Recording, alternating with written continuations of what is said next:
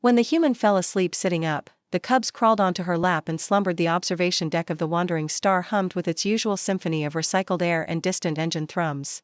Ambassador Velkara of the Zythene Collective watched the human with the kind of fascination one might reserve for a supernova, beautiful, inexplicable, and vaguely terrifying. The human's name was Maya Okonkwo, and she had been aboard the ship for 72 cycles now. Velkara's people had protocols for every species in the known galaxy. The Zythene were meticulous that way, their gray carapaces hiding minds that catalogued and calculated every interaction. But humans? Humans defied categorization. She does it again, chirped Siltik, Velkara's junior researcher. Look. The sitting sleep. Velkara's compound eyes swiveled toward the human. Maya sat cross-legged on one of the observation benches, her back against the transparent aluminum viewing port. Behind her, the cosmos wheeled in silent grandeur. But Maya's eyes were closed, her head tilted at an impossible angle, her breathing deep and rhythmic. She was asleep. Sitting up. Again. Impossible, Velkara murmured. Her species requires horizontal rest for proper neural recuperation. The texts also say humans need 8 hours of sleep, Siltik pointed out. This one operates on 4. Yesterday she ran their marathon in the cargo bay while solving our navigational problem. A soft mewling sound interrupted her thoughts. From the shadows near the viewport, 4 small shapes emerged. Velkara's heart seized. The cubs. The Kithari cubs. The Kithari were a feline species, bipedal but retaining their predatory ancestry.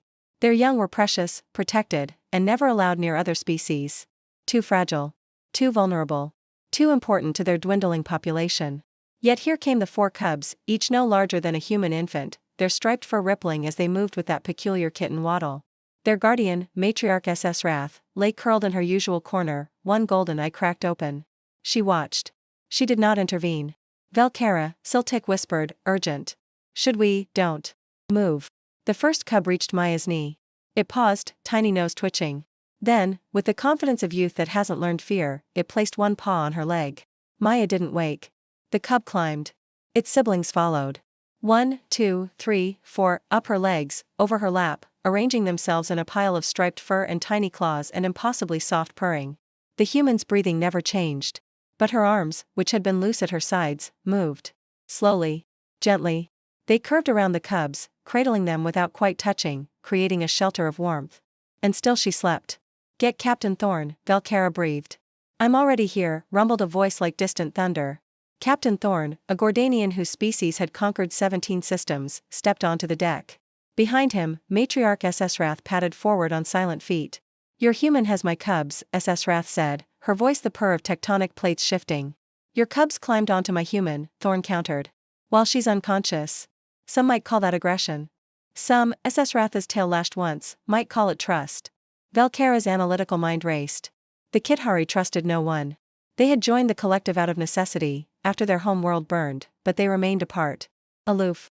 Their cubs had never been seen outside Kithari quarters. Until now. Why? Velkara asked. Why does she allow this? Why do they choose her?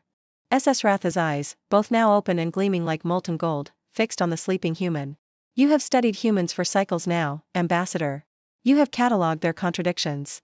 But you have not understood. Then explain. They are apex predators, SS Wrath began. But they nurture.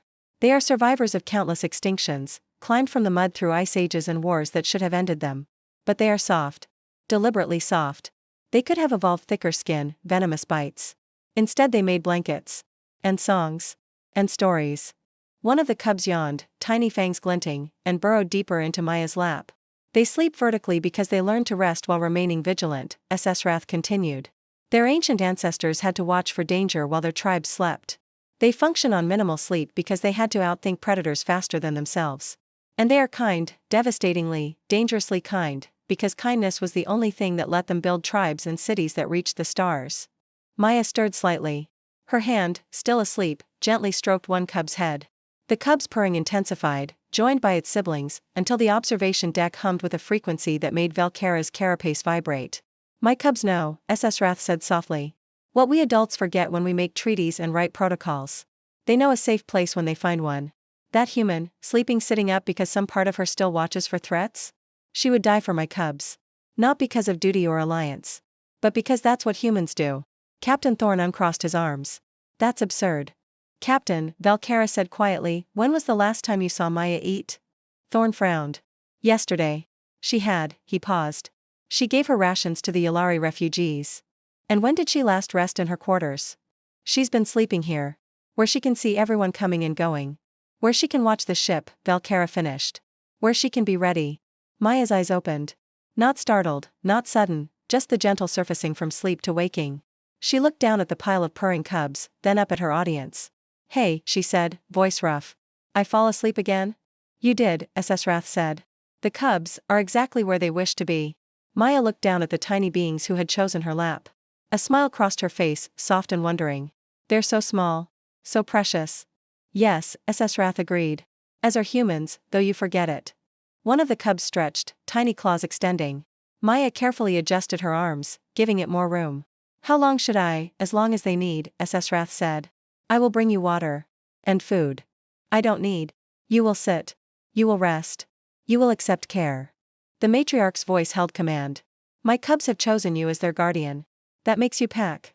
And Pack takes care of Pack. Maya nodded. Valkara lingered as the others departed. Maya, why didn't you wake when they climbed on you? The human's smile turned mysterious. Who says I didn't? But sometimes the best thing you can do is pretend to be harmless. Let the scared things come close. Let them learn that not everything with teeth will hurt them. She looked up, dark eyes reflecting starlight. My grandmother taught me that. She could get wild birds to land on her hands. By pretending to sleep? By being still. By being safe. By being patient. Valkara felt something shift in her understanding. The humans weren't inexplicable. They were operating on a level her species had forgotten, the level where strength meant choosing gentleness, where power meant knowing when not to move. Thank you, Valkara said. Anytime, Ambassador. Maya's eyes were already drifting closed again, returning to that impossible sitting sleep. But her arms stayed curved around the cubs, a fortress of flesh and bone and that peculiar human determination to protect things smaller than themselves. In the observation deck of the Wandering Star, as the galaxy wheeled overhead, a human slept sitting up, and alien cubs dreamed safe dreams on her lap. And the universe felt just a little bit warmer.